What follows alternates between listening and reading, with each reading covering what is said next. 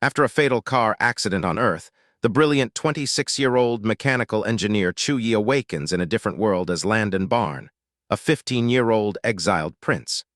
He is immediately greeted by his devoted, worn-out mother, Kim Ably, and his loyal, beautiful maid, Lucy, both fearing he is near death.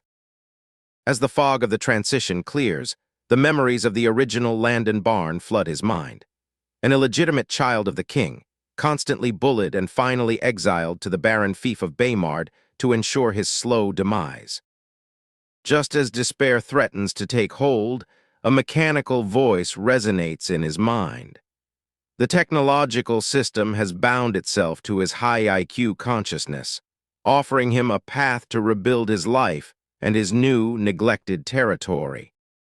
The system confirms his potential and instantly purges the lethal Nalat wisp poison from his veins.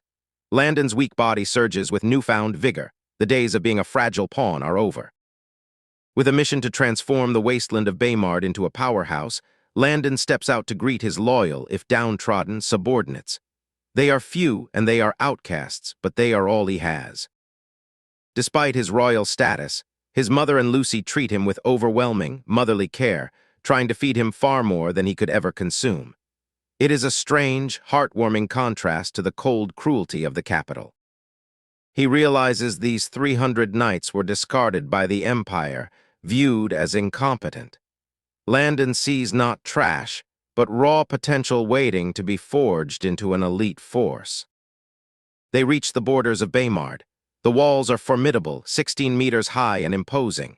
The city is massive, though rumors have branded it a barren, death-ridden trap. The new Lord of Baymard takes charge immediately. He addresses the castle staff, setting a new tone of fairness and compassion, offering them salaries that far exceed what they were used to under the previous rule. He turns to his knights, promising them a future where they are not just soldiers, but brothers. He implements a radical pay scale, shocking them and sealing their absolute devotion to his cause. The next morning, the real training begins.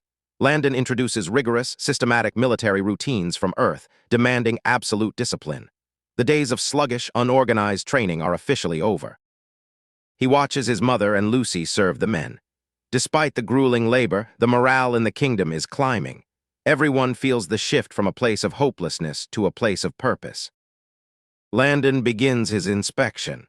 He uses the system to map the territory, discovering that beneath the poverty and neglect, there is immense potential to be tapped if he can just organize the resources.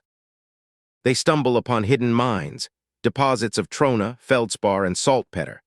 While the Empire sees them as useless stones, Landon recognizes them as the building blocks for glass, detergents, and gunpowder. Deep in the forest, they find a young boy, Momo, fighting a wild boar to feed his sick sister. Touched by his plight, Landon instantly takes the child and his sister, Grace, into his own household. He meets Grace, a beautiful but sickly girl struggling to survive. Landon promises them a home in the palace, securing 2 more loyal souls to his growing family. The discipline intensifies.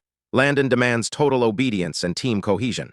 The men are pushed to their physical limits, transforming from a ragtag group into a cohesive fighting unit. Landon turns his attention to the land. With a bit of organic science and manure, he proves the soil isn't cursed, it's just starved. He teaches the farmers how to nourish the earth, bringing life back to the fields. Far away, his brother, Prince Illy, celebrates what he believes is Landon's inevitable demise from the poison. Little does he know, Landon is not only alive but thriving. Landon moves to educate his populace. He orders the creation of thousands of slate boards and massive chalkboards, laying the foundation for a school system to banish illiteracy in Baymard. The experiments are a resounding success. The barren fields are now overflowing with wheat, beans, and vegetables. Baymard's food crisis is solved, and the people look toward Landon as their savior. He receives his rewards: cement manufacturing, gourmet cooking, and gunpowder secrets. The system forces him to think about cooking as technology, nudging him toward creating modern kitchen appliances.